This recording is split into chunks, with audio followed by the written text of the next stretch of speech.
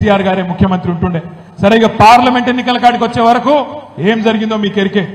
కింద కన్యాకుమారి నుంచి మొదలు పెడితే పైన కాశ్మీర్ దాకా ఒకటే తీరుగా మోడీ కావన్నా మోడీ వద్దా అనే దాని మీద ఎలక్షన్ జరిగింది. దాంతో ఏమైంది, సమాజం నిట్ట నిలువున చీలిపోయింది. కొంతమంది ఎన్డీఏలో ఉండే, కొంతమంది ఇండియా కూటమిలో ఉండే. ఈ రెండు కూటమిలో ఉన్నోళ్లకు మోడీ వద్దనుకుంటే ఇండియా కూటమి కోటేసిండ్రు, మోడీ కావాలంటే ఎన్డీఏ కూటమి కోటేసిండ్రు. ఏ కూటమిలో లేనోళ్లకు దురదృష్టవశాత్తు మొన్న కొంత ఇబ్బంది కలిగింది. మీరు చూడండి ఒక్కసారి, కింద కన్యాకుమారి నుంచి చూస్తే కాశ్మీర్ దాకా ఒకటే రీతిన. కేరళలో సిపిఎం పార్టీ ఉంది, అక్కడ లెఫ్ట్ ఫ్రంట్ గవర్నమెంట్ ఉంది. సిపిఎం పార్టీ కేరళలో ఏ కూటమిలో లేదు, ఇటు ఇండియాలో లేదు, అటు ఎన్డీఏలో లేదు. స్వతంత్రంగా మన లెక్కనే పోటీ చేసింది. ఏమైంది, 20 సీట్లలో ఒకటే సీట్ వచ్చింది. అధికార పార్టీ అయినా ప్రభుత్వం ఉన్నా ఒకటే ఒక్క సీట్ వచ్చింది. అదే సిపిఎం పార్టీ పక్కనే ఉండే తమిళనాడులో కూటమిలో చేరింది, ఇండియా కూటమిలో చేరింది. చేరితే అక్కడేమైంది, 2 సీట్లు వచ్చినాయి సిపిఎం పార్టీకి. పక్కకొస్తే జగన్మోహన్ రెడ్డి గారు ఆంధ్రప్రదేశ్ లో ఆయన కూడా ఏ కూటమిలో లేకుండే, ఆయన కూడా ఓడిపోయింది. ఇక్కడికి వస్తే తెలంగాణలో మనం కూడా ఓడిపోయినాం. కొద్దిగా పక్కకు పోతే ఒరిస్సా, అక్కడ బిజు జనతాదళ్ 5 సార్లు ప్రభుత్వం ఏర్పాటు చేసిన నవీన్ పట్నాయక్ గారు ప్రభుత్వంలో ఉండి ముఖ్యమంత్రిగా కొట్లాడిన ఎన్నికలు, ఆయన కూడా ఒకటే ఒక్క పార్లమెంట్ సీట్ వచ్చింది.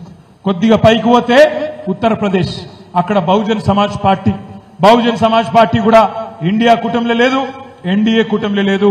స్వతంత్రంగా పోటీ చేస్తే వాళ్ళకు కూడా ఒక్క సీట్ కూడా రాలే. కొద్దిగా పక్కకు పోతే పంజాబ్ లా అకాలీదళ్ కూడా ఏ కూటమిలో లేకుండే, వాళ్ళకు కూడా ఒక సీటు కూడా రాలే. ఎందుకు చెప్తున్నా ఇదంతా అంటే, ఈ దేశంలో ఎన్నో బలమైన పార్టీలు, అకాలీదళ్ గాని, బీఎస్పీ గాని, బీజేడీ గాని, సిపిఎం గాని, వైఎస్ఆర్సీపీ గాని, వాళ్లతో పాటే మనకు కూడా మొన్న ఎదురు దెబ్బ తగిలింది తప్ప ఒక్క మన పార్టీకే ఏదో జరగకూడదు జరిగిందనేది ఏమీ లేదు.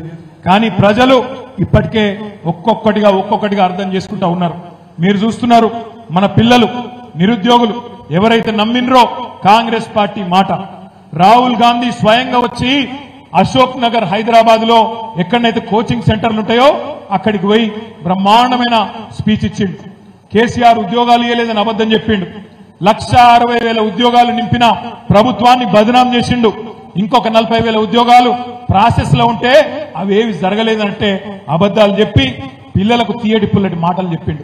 2 లక్షల ఉద్యోగాలు ఇస్తాం మొదటి సంవత్సరంలో అన్నాడు. మరి ఇప్పుడు పిల్లలు రోడ్డు ఎక్కిండ్రు ఆల్రెడీ. ఉస్మానియా యూనివర్సిటీలో, ఇతర యూనివర్సిటీలలో ఇప్పటికే ఆందోళనలు చాలు అయినాయి. గాంధీ హాస్పిటల్లో ఒక తమ్ముడు, మోతీలాల్ నాయక్ అనే ఒక తమ్ముడు నిరాహార దీక్ష చేస్తుంటే నిన్న ఒక కాంగ్రెస్ ఎమ్మెల్సీ పోతే తన్ని అక్కడికి వెళ్లి ఉరికిచ్చిండ్రు, ఎలగొట్టిండ్రు. అంటే కాంగ్రెస్ కు ఇప్పటికే ప్రజల్లో ఉల్టా స్టార్ట్ అయింది. ఉద్యోగాల విషయంలో మోసం అర్థమైంది, రైతు భరోసా విషయంలో మోసం అర్థమైంది, రుణమాఫీ విషయంలో మోసం అర్థమైంది, మహిళలకు పైసలు ఇయ్యరని అర్థమైంది, కరెంటు రాదని అర్థమైంది, ఎరువులు విత్తనాలు దొరకాయని అర్థమవుతున్నాయి, చెరువులు ఎండుతున్నాయి, కండ్ల ముంగట్నే కనబడుతున్నది, పట్టణాభివృద్ధి ఆగిపోయింది, కండ్ల ముంగట్నే కనబడతా ఉన్నది. కానీ నాయకులు మాత్రం డైలాగులు కొడుతున్నారు. మీ ఎమ్మెల్యే సంజయ్ లాంటి నాయకులు డైలాగులు కొడుతున్నారు. అభివృద్ధి కోసం పోయినాం. ఏం అభివృద్ధి జరిగింది 6 నెలల్లో? ఒక్క విషయం చూపెడతావా కొత్తగా జరిగింది? ఏదీ లేదు. పెట్టుబడులు ఆగిపోయినాయి, రైతుల జీవితాలు అస్తవ్యస్తమవుతున్నాయి. అందుకే నేను అంటున్నా, రైతులు, ప్రజలు, మహిళలు, యువకులు అందరూ మెల్లమెల్లగా ఏం జరిగింది అర్థం చేసుకుంటున్నారు, జరిగిన మోసం గ్రహిస్తున్నారు.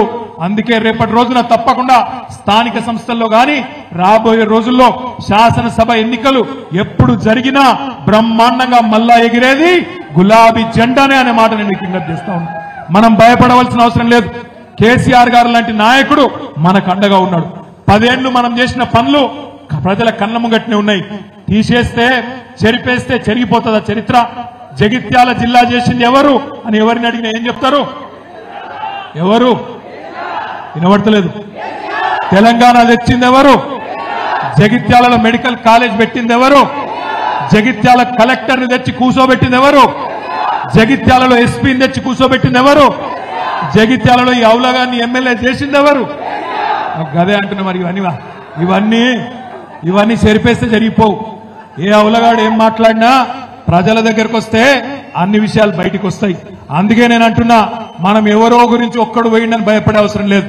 మీ అందరున్నారు, మనకు ప్రజల ఆశీర్వాదం ఉంది. తప్పకుండా ముమ్మాటికి నేను చెప్తా ఉన్నా, ఎంగిలి మెతుకుల కోసం ఆశపడే కొంతమంది హౌలగాళ్ళు పోతే పోయిండొచ్చు, బాధపడే అవసరం లేదు. తప్పకుండా మీరు మేము అందరం కలిసి ప్రజల దగ్గరికి పోదాం, ప్రజలనే తీర్పు ఇమ్మందాం. రేపు జగిత్యాలలో కూడా 100% నేను చెప్తా ఉన్నా, ఒక్కొక్క ఉద్యమకారుడు ఎవరైతే మీ ఎమ్మెల్యే గారి చేతిలో ఇబ్బందులు పడ్డాడో, నేను విద్యాసాగర్ రావు గారిని కోరుతా ఉన్నా. విద్యాసాగర్ రావు గారు మీ జిల్లా అధ్యక్షుడు, ఎల్ రమణ గారు మీ జగిత్యాల ముద్దు బిడ్డ, ఆయన ఎమ్మెల్సీగా ఉన్నారు. ఇద్దరిని కూడా నేను కోరుతా ఉన్నా, దయచేసి జగిత్యాల జిల్లా పార్టీ ఆఫీసులో వారానికి 5 రోజులు ఇక్కడి కార్యకర్తలకు అండగా ఉండండి. పిలిస్తే మీ జెడ్పీ చైర్మన్ ఉన్నది, వసంత ఇక్కడనే ఉంటది, విద్యాసాగర్ రావు అంకులు ఉంటారు, రమణన్ ఉంటాడు, రాయేశం గౌడ్ గారు ఉంటారు. ఎప్పుడు పిలిస్తే అప్పుడు మీ కోరుట్ల ఎమ్మెల్యే గారు నేను వెంటనే ఉరికొస్తామనే మాట కూడా విజ్ఞప్తి చేస్తా ఉన్నా. మీకు మేమందరం అండగా ఉంటాం. సమస్యలు ఏమన్నా ఉంటే శాసన మండలిలో గొంతు విప్పడానికి రమణన్ ఉన్నాడు, జిల్లా పరిషత్ లో గర్జించడానికి